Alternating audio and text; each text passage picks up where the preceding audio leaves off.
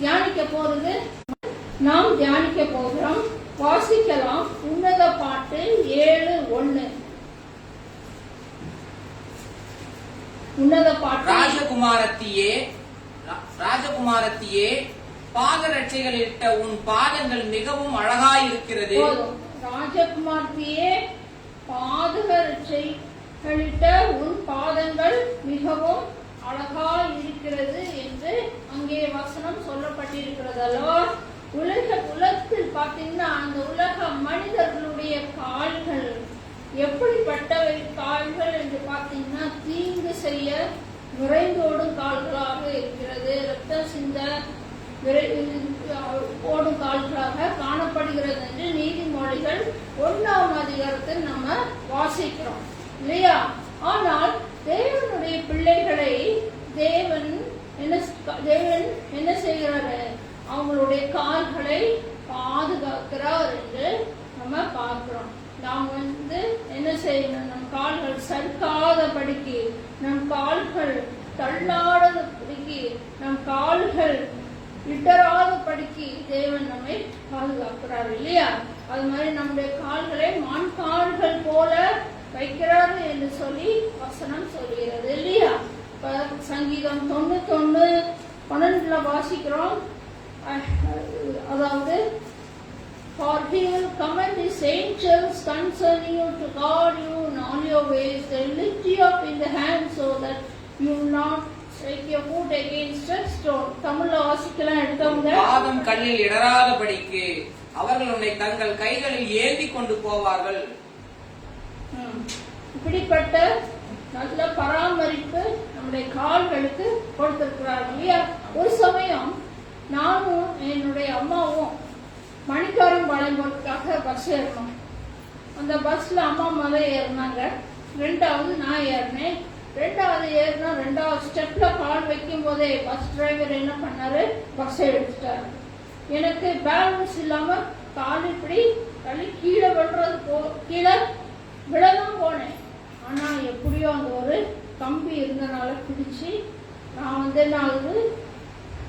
பிழைக்கும்படி ஆண்டவர் செய்தார். அப்ப நான் உணர்ந்தேன், என்னுடைய கால்களை தூதர்கள் என்னை இடராதபடிக்கு விழாதபடிக்கு என்னுடைய கால்களை பாதுகாத்து கொண்டார் என்று நான் உணர்ந்தேன். அது விழப்போற சமயத்தில் அந்த கம்பியை பிடிக்கும்படி யார் கிருபை செய்தது? தேவன் எனக்காக நியமித்த அந்த தூதர் தான் என்ன செஞ்சது? கம்பியை பிடிச்சு எப்படியோ அந்த பேலன்ஸ் அப்படி பஸ்ல ஏறும்படி எனக்கு கிருபை செய்தார். மாதிரிதான் நம்முடைய வாழ்க்கையில நான் ஒரு பிள்ளைகளாய் நாம் வாழும்போது, ஜீவிக்கும் போது நம்முடைய பாதங்களும் கூட பாவங்களுக்கு சறுக்கி விழாதபடிக்கு, மற்ற எல்லா தீமைக்கும் சறுக்கி விழாதபடிக்கு அவர் காக்கிற தேவனாக இருக்கிறார் என்று நாம் பார்க்கிறோம். மணவாட்டியின் பாதங்கள் மிகவும் அழகா இருக்கிறது என்று சொல்லி நம்ம வாசித்தோம் இல்லையா? அது இங்கிலீஷ்ல பாத்தீங்கன்னா how beautiful அப்படின்னு நம்ம சொல்லப்பட்டிருக்கிறது. வர்ணிக்க முடியாத அழகு என்று பொருள். இந்த மணவாட்டியோட பாதங்கள் வர்ணிக்க முடியாத ஒரு அழகு என்று நம்ம பார்க்கலாம். ஆமென், அல்லேலூயா. அப்ப அந்த சிறப்பான பாதங்கள், அந்த மணவாட்டியோட சிறப்பான பாதங்கள் எதை குறிக்கிறது? அதுக்கு காரணம் என்ன? அழகாய் இருக்கிறது காரணம் என்ன என்பதை நம்ம பார்க்க போகிறோம். அதாவது அவள் அணிந்திருக்கிற பாத ரட்சை அவள் பாதத்துக்கு அழகை மிகைப்படுத்துகின்றதை பார்க்கலாம். இக்காலத்தில் வாழ்கிற மணவாட்டியின் ஷூ பாத ரட்சை பார்த்தீங்கன்னா கிளாஸ்ல உண்டாக்கின ஷூ போடுவாங்க, டெக்கரேஷன் பண்ண கலர் ஷூவா போடுவாங்க, எல்லா ஷூவும் போடுவாங்க. ஆனா அந்த ஷூ தான் மணவாட்டி அணிந்திருக்கிறாளா? இல்லவே இல்லை. அந்த ஷூ மணவாட்டி அணியல. பின்ன என்ன அந்த மணவாட்டி ஷூ அணிந்திருக்கிறாள்? அந்த மணவாட்டி அணிந்திருந்த ஷூ அந்த பாத ரட்சை யாராலும் கொடுக்க முடியாது. எந்த மனுஷனாலும் இருக்க முடியாது, நம்மளால செய்யவும் முடியாது. அந்த ஷூவை வந்து கர்த்தராகிய இயேசு கிறிஸ்து மட்டும்தான் அந்த ஷூவை கொடுக்க முடியும். அந்த பாதரட்சையின் சிறப்பான அந்த பாதரட்சை என்பது என்ன? வாசிக்கலாம். எபேசியர் 6:15. எபேசியர் 6:15. சமாதானத்தின் சுவிசேஷத்திற்குரிய ஆயத்தம் என்னும் பாதரட்சை. போதும். சமாதானத்தின் சுவிசேஷத்திற்குரிய ஆயத்தம் என்னும் பாதரட்சை. இதுதான் மணவாட்டியோடைய பாதரட்சையின் சிறப்பான அந்த ஷூ என்று நம்ம வாசிக்கலாம். கலாத்தியர் 1:11-12. மேலும் சகோதரரே, என்னால் பிரசங்கிக்கப்பட்ட சுவிசேஷம் மனுஷருடைய யோசனையின் படியல்லவென்று உங்களுக்கு தெரிவிக்கிறேன். நான் அதை ஒரு மனுஷனால் பெற்றதும் இல்லை, மனுஷனால் கற்றதும் இல்லை. இயேசு கிறிஸ்துவே அதை எனக்கு வெளிப்படுத்தினார். இந்த சுவிசேஷத்தை நமக்கு இயேசு கிறிஸ்து மட்டுமே என்ன செய்ய முடியும்?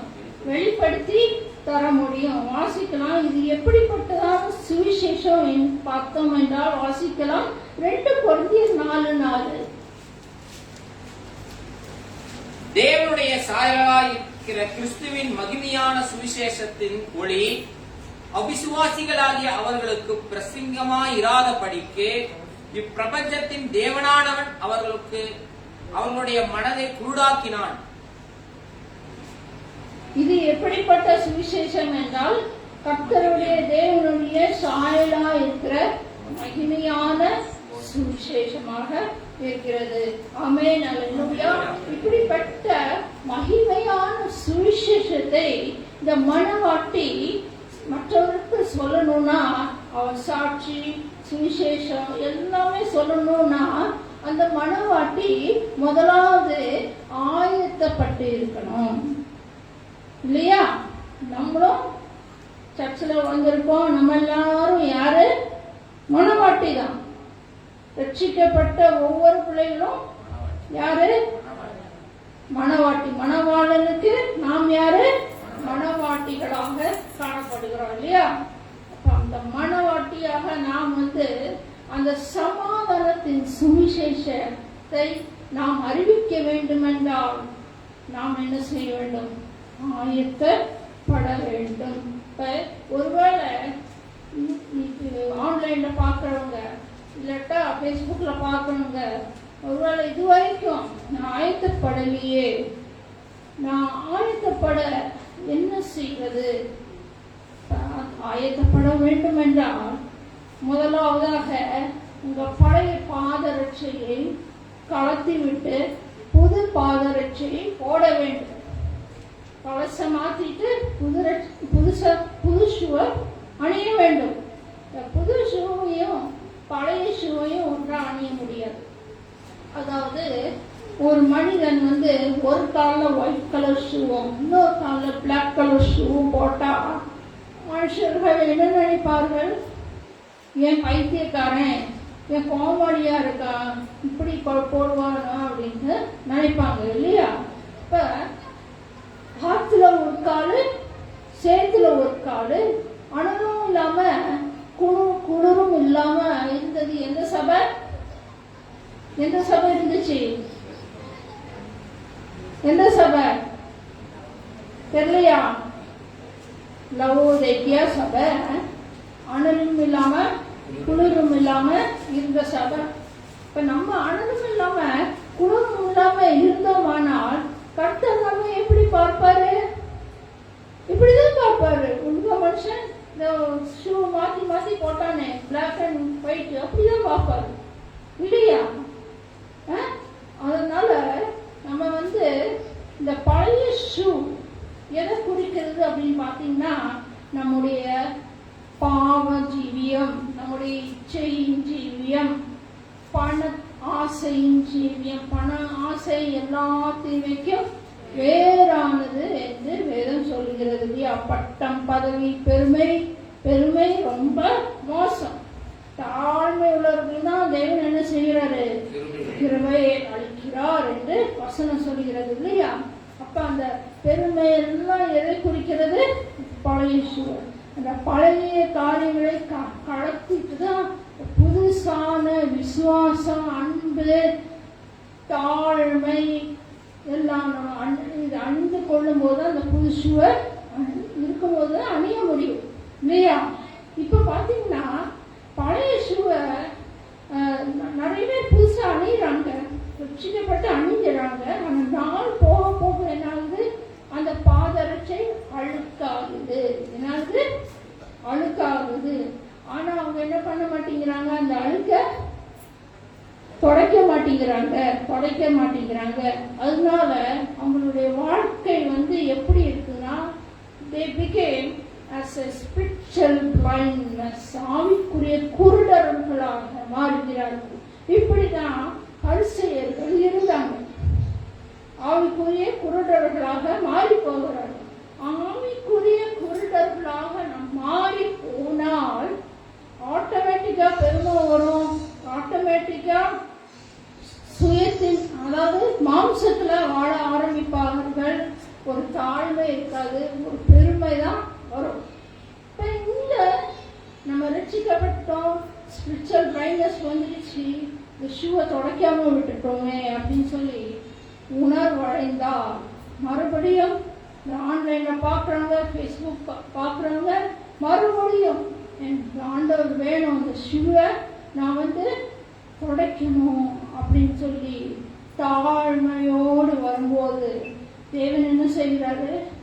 இரத்தத்தால அந்த அழுக்க தொடச்சி மறுபடியும் அவருடைய பிள்ளையாய் ஏற்றுக்கொள்கிறார். அந்த ஆப்ஷன் ஆண்டவர் கொடுக்கிறாரு. ஏன் கொடுக்கிறாரு? அவர் நம்ம நேசிக்கிறனாலதான் அந்த கொடுக்கிறாரு. அவர் ரொம்ப நம்மை நேசிக்கிறனாலதான் மறுபடியும் என்ன செய்யறாரு?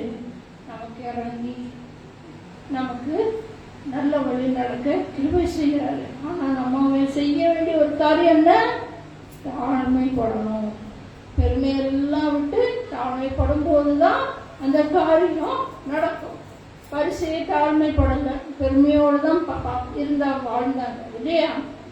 ஆமென், அல்லேலூயா. ரெண்டாவது பாத்தீங்கன்னா உப்பால சாரமேறிய வசனம். வாசிக்கலாம், மத்தேயு 5:13. நீங்கள் பூமிக்கு உப்பாய் இருக்கிறீர்கள். உப்பானது சாரமற்று போனால் எதினால் சாரமாக்கப்படும்? வெளியே கொட்டப்படுவதற்கும் மனுஷரால் விதிக்கப்படுவதற்குமே ஒழிய வேறொன்றுக்கும் உதவாது. உப்பால் சாரமேறின வசனங்கள் நாம் உபயோகிக்கத்தக்க ஆயத்தம் நமக்குள் இருக்கணும், எப்போதும் இருக்கணும். அப்படி இருக்கும்போதுதான் பிசாசானவனை நம்ம என்ன செய்ய முடியும்? முறியடிக்க முடியும். மூன்றாவது காரியம் பாத்தீங்கன்னா, தேவன் இடத்திலிருந்து நேரடியாக வெளிப்பாட்டையும் வசனத்தையும் நாம் என்ன செய்யணும்? வாங்கணும். அவரோட பாதத்தில் அமர்ந்து வெளிப்பாட்டை தாங்க, ஏசப்பா வசனத்தை தாங்க, என்கிட்ட பேசுங்க அப்படின்னு சொல்லி அந்த வசனத்தை நம்ம என்ன செய்யணும்? வாங்கணும். நான்காவது காரியம் வாசிக்கலாம், மல்கியா 2:7.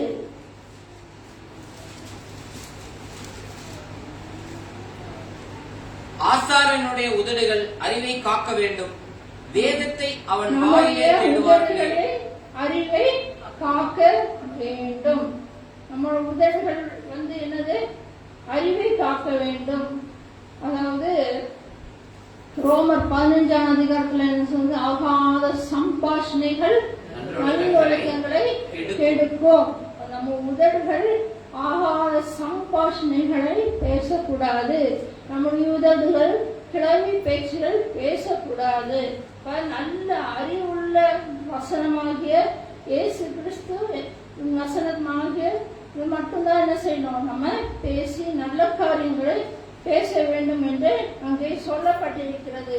இப்படிப்பட்ட ஆயத்த நிலை நம்மிடத்தில் காணப்படுமானால் இது நமக்கு அநேகருக்கு நம் ஆசீர்வாதமாக இருக்க முடியும். நம் தைரியமாக மற்றவர்களுக்கு சுவிசேஷத்தை சொல்ல முடியும். வசனத்தோடு நம்முடைய சாட்சியை மற்றவர்களுக்கு பகிர்ந்து கொள்ள முடியும். ஏனென்றால் நம்ம எல்லாருமே என்ன செஞ்சுட்டு விசுவாசிகள், அதாவது இந்த மற்றவர்களுக்கு ஊழியம், இந்த சுவிசேஷம் சொல்வது பாஸ்டர்மார்களுக்கு மட்டுமல்ல, அதாவது பாஸ்டர்ஸ் மட்டுமல்ல, இவஞ்சலிஸ்டுக்கு மட்டும் இல்லை, மிஷனரிமார்களுக்கு மட்டும் இல்லை, ரட்சிக்கப்பட்ட ஒவ்வொரு விசுவாசிகளுக்கும் இது கடமை உண்டு. கடமை உண்டு. நீங்க ஆத்மாதாயம் செய்யறதுக்கு கடமை உண்டு.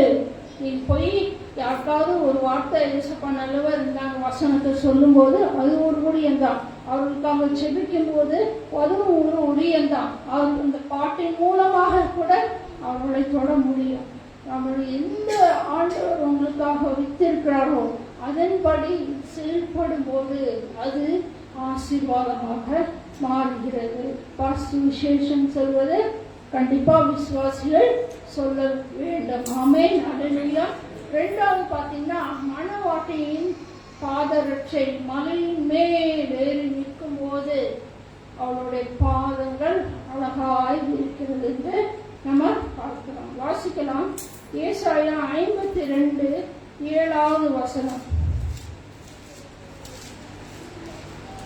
சமாதானத்தை கூறி நற்காரியங்களை சுவிசேஷமாய் அறிவித்து ரட்சிப்பை பிரசித்தப்படுத்தி உன் தேவன் ராஜரீகம் பண்ணுகிறார் என்று சீயோனுக்கு சொல்லுகிற சுவிசேஷகனுடைய பாதங்கள் மலைகளின் மேல் எவ்வளவு அழகாய் இருக்கின்றன. அதாவது கிழக்கு பக்கத்தில், பழங்காலத்தில் கிழக்கு பக்கத்து சைட்ல, அதாவது செய்தி சொல்லணும்னா, யுத்தம் நடக்க போகுது இல்ல சமாதான செய்தி கொண்டு போகணும்னா இந்த தூதுவர்கள் என்ன செய்வாங்க, கால்நடையா போவாங்க. கால்நடையா போய் அந்த இடத்துக்கு போய் சமாதானமா இருந்தா சமாதானத்தை சொல்லுவாங்க, இல்ல யுத்தம் நடக்க போகுதுன்னு யுத்தம் சொல்லுவாங்க. அந்த நடக்க போற நேரம் அது கரடு முரடான இடமா இருக்கும். கால்கள் அழுக்காகும், அவங்க கால்கள் அழுக்காகும், அவங்க கால்கள் காயப்படும். அப்படிப்பட்ட காயப்பட்டுதான் அழுக்கான கால்களோட போய் அந்த செய்தியை சொல்லுவாங்க. அப்ப அவருடைய கால்கள் அழுக்கான இருக்குது, காயங்கள் அழுக்கானாலும் அவர்கள் சுமந்து செல்கிற அந்த செய்தி இருக்கு பாருங்க, அதுதான் அவங்களுடைய பாதத்துக்கு அழகை கொடுக்கிறது.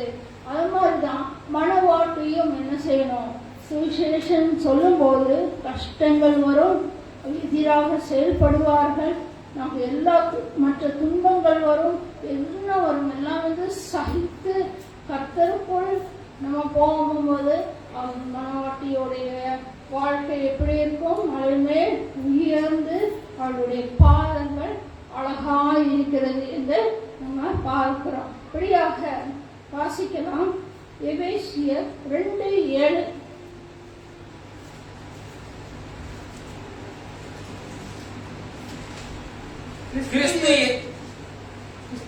கிறிஸ்து இயேசுக்குள் நம்மை அவரோடு கூட எழுப்பி உன்னதங்களிலே அவரோடு கூட உட்காரவும் செய்தார். ஆமென். கொலோசியர் 3:1 வாசிக்கலாம். நீங்கள் கிறிஸ்துவுடன் கூட எழுந்தது உண்டானால் கிறிஸ்துவினுடைய வலது பாசத்தின் வீட்டிற்குள் உலகத்தில் உள்ள மேலானவைகளை தேடுங்கள். அதாவது நாம் கிறிஸ்துவுடன் எழுந்திருந்தால் நம்ம என்ன செய்யணும், மேலானவர்களை தேட வேண்டும். பூமிக்குரியவைகளை விட்டு விட்டு மேலானவர்களை தேட வேண்டும். இது விசுவாசிக்கு பரலோகத்துக்கு தகுதி பெற அழைக்கப்படுகிறது என்று இந்த வசனம் சொல்லப்பட்டிருக்கிறது. அதாவது பரலோகத்துக்கு நம்ம செல்லணும்னா பூமிக்குரியவர்களை நாடாமல் மேலானவைகளை நாடும் போது என்ன ஆகுது, நமக்கு அந்த பரலோக பாக்கியம் கிடைக்குது. ஏன் அப்படின்னா, இந்த உலகம் நம்ம குடியிருப்பா, இந்த உலகம் தான் நம்ம குடியிருப்பா, இந்த வீடு தான் என்னுடைய குடியிருப்பா லைஃப் டைமுக்கு. அதான் குடியிருப்பா? பின்ன என்னது குடியிருப்பு? நமது குடியிருப்பு பரலோகத்தில் உண்டு அப்படின்னு பார்த்து கூட பாடுறாங்க. நம்முடைய குடியிருப்பு பரலோகத்தில் உண்டு அப்படின்னு பாடுறாரு இல்லையா? நம்மளுடைய குடியிருப்பு பரலோகத்தில் இருக்குன்னா நம்ம உலகத்தின் மனவாட்டியாகிய நாம் உலகத்தின் காரியங்களை விட்டு பரலோகத்தின் காரியங்களை, அதுதான் ப்ரீஷியஸ் திங் இல்லையா? அது விட்டு அதை நாடும் போது நமக்கு அந்த பாக்கியம் கிடைக்கிறது என்று நம்ம பார்க்கிறோம். ரெண்டாவது, அதுக்கடுத்து பார்த்தீங்கன்னா நம்மளுடைய கற்பை காத்துக்கொள்ள வேண்டும். மனவாட்டியாகிய நாம் கற்பை காத்துக்கொள்ள வேண்டும், பரிசுத்தத்தை காத்து கொள்ள வேண்டும். மனவாட்டின் பாதக ரட்சை மறைந்து இருக்கும். இந்த ஷூ மறைந்து இருக்கும். அவளுடைய பாதங்களை பார்க்க முடியாது, ஷூவை மட்டும்தான் பார்க்க முடியும் இல்லையா? அது மாதிரிதான் இந்த மனவாட்டி நாமும் போல கிறிஸ்துவுக்குள் நாமும் என்ன செய்யணும்? மறைந்த ஜீவிக்க வேண்டும். ஆமென். அதாவது இந்த மனவாட்டியாகிய புறாவை பற்றி நாம் வாசிக்கும் போது, புறா எங்க இருக்குமா? கண்மலையின் வெளிப்பிலும் சிகரத்திலும் மட்டும்தான் தங்குமா, வேற எங்கும் போகலாம், அங்க மட்டும்தான் தங்குமா. அது மாதிரிதான் மனவாட்டியும் அரண்மனைக்குள்ளாக உள்ளறையில் மட்டும்தான் இருப்பாள். அவ கண்ட இடத்துல போய் சிலையிலையோ அல்ல வேற இடத்துலயோ போய் இருக்க மாட்டான். துன்மார்க்கருடைய ஆலோசனையில் இல்லாமலும் பாவிகள் வழியில் நடக்காமலும் பரியாசக்கார உட்காரும் இடத்துல உட்கார மாட்டான். அவ இருக்கிற வேண்டிய இடம் அரண்மனை உள்ளறையில மட்டும்தான் இருப்பாள். இப்ப நாமும் ராஜகுமாரத்தி என்று சொல்லப்படுகிறோம் இல்லையா? யாருன்னா ராஜகுமாரத்தி? யாருன்னா? அது கை தூக்கவே வராதோ? ராஜகுமாரத்தி இருக்கிற சந்தோஷமா கை தூக்குங்க. அப்ப நீங்க ராஜகுமாரத்தி இல்லையா? ராஜகுமாரத்தி தானே? யாரோட ராஜகுமாரத்தி? நம்ம தேவாதி தேவன் இயேசு கிறிஸ்துவின் பிரின்சஸ் இல்லையா? ராஜகுமாரத்தி எங்க இருப்பான்?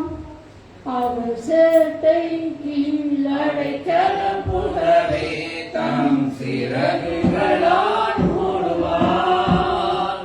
அவர் சேட்டை கீழ் அடைக்கலம் புகவே தம் சிறகுகளால் மூடுவார். அந்த சேட்டைக்குள்ளாக நம்ம என்ன செய்யணும்?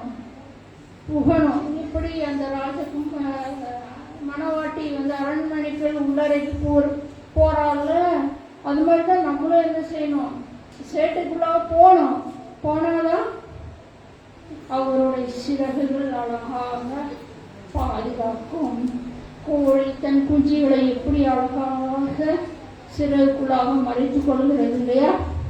சிறகுக்குள்ளாக மறைத்துக் கொள்ளும் போது எந்த பருந்தோ எந்த பாம்பும் அந்த குஞ்சை திருடாது,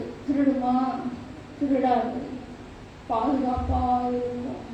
எப்ப அந்த குஞ்சு வெளியே வந்ததோ அப்பதான் அந்த பருந்தோ பாம்போ அட்டாக் பண்ண வரும்.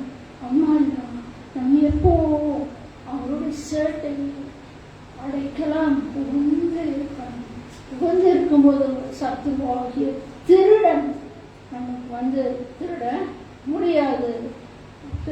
முடியாதபடிக்கு அந்த சேட்டையின் உள்ளாக இருக்கும்போது ஏசப்பா என்ன செய்கிறாரு? நம்மை பாதுகாத்துக் கொள்கிறார். ஆமென். அல்லேலூயா. ஆமென். மூன்றாவதாக சத்துருவின் மேல் நமக்கு அருளப்படுகிற ஒரு பெரிய அதிகாரத்தின் ஜெயத்தையும் இந்த பாதரட்சை வெளிப்படுத்துகிறது. அதாவது பிசாசானவன் பயங்கரமான வல்லமை உள்ளவன் தான் இல்லையா? ஆனாலும் அவனை ஜெயிக்க சத்தியத்தின் மூலமாக தேவாதி தேவன் நம் கையில் ஒப்பு கொடுத்திருக்கிறார் இயேசு அவனை கல்வாரி சிலுவையில் என்ன செஞ்சாரு? முறியடிச்சாரு. அது மாதிரி நாமும் என்ன செய்யணும்? முறியடித்து ஜெயம் பெறணும் இல்லையா? ஜெயம் பெறணும் இல்லையா? வாசிக்கலாம். 2 கொரிந்தியர் 2:14. கெட்டு போகிறவர்களுக்குள்ளே மரணத்திற்கு ஏதுவான மரண வாசனையாகவும் ரட்சிக்கப்படுவர்களுக்குள்ளே ஜீவனுக்கு ஏதுவான ஜீவ வாசனையாகவும் இருக்கிறோம். கிறிஸ்துவுக்குள் நம்மை எப்பொழுதும் கிறிஸ்துவுக்குள் எப்பொழுதும் எங்களை வெற்றி சிறக்க பண்ணி எல்லா இடங்களிலேயும் எங்களை கொண்டு அவரை அறிகிற அறிவின் வாசனை வெளிப்படுத்துகிற தேவனுக்கு ஸ்தோத்திரம். தேவனுக்கு ஸ்தோத்திரம் என்று சொல்லப்பட்டிருக்கு. அந்த ஜெயத்தை தான் நமக்கு இயேசுப்பா கொடுத்திருக்கிறாரு. இதை நாம் எப்படி பெற்றுக்கொள்கிறது? நம்முடைய பாதங்கள் மூலமாக நம்ம பெற்றுக்கொள்ள முடிகிறது. வாசிக்கலாம். ஆதியாகமம் 3:15. ஆதியாகமம் 3:15. உனக்கும் ஸ்திரீக்கும் உன் வித்துக்கும் அவள் வித்துக்கும் பகை உண்டாக்குவேன். அவர் உன் தலையை நசுக்குவார், நீ அவர் குதிகாலை நசுக்குவாய் என்றார். சொன்னபடி அந்த வசனம் சொன்னபடி இயேசு பிசாசின் தலையை நசுக்கினார் என்று அங்க பாக்குறோம் இல்லையா? நசுக்குவார் நசுக்கிட்டார். அவர் உலகத்துக்கு அந்த சத்துருவை மேற்கொண்டு நசுக்கிட்டார் இல்லையா? அது போலதான் இதுக்கு ஒப்பான வார்த்தை நமக்கு அதிகாரம் கொடுத்திருக்கிறாரு. நசுக்கினார். எல்லாருக்கும் தெரிஞ்ச வசனம் தான். லூக்கா சுவிசேஷம் 10ஆம் அதிகாரம் 19வது வசனம்.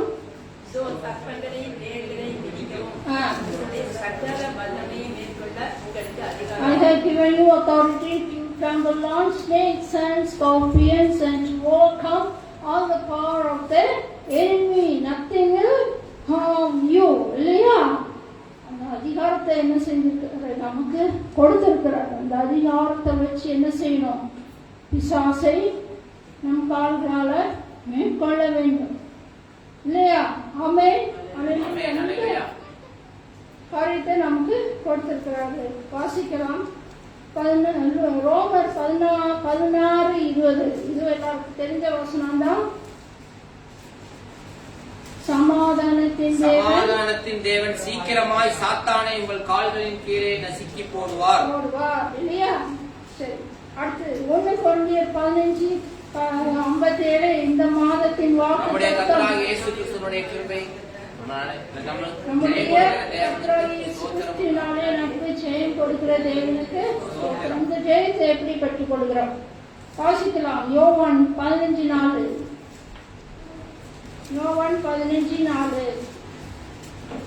என்னில் நிலைத்திருங்கள், நானும் உங்களில் நிலைத்திருப்பேன். கொடியானது திராட்சை செடியிலே நிலைத்திராவிட்டால் அது தானாய் கனி கொடுக்க மாட்டாதது போல நீங்களும் என்னில் நிலைத்திராவிட்டால் கனி கொடுக்க மாட்டீர்கள். அவரில் நிலைத்திருக்க வேண்டும். நம்ம அவரில் நிலைத்திருக்கும் போதுதான் அவர் நம்மில் என்ன செய்வாரு? நிலைத்திருப்பார்.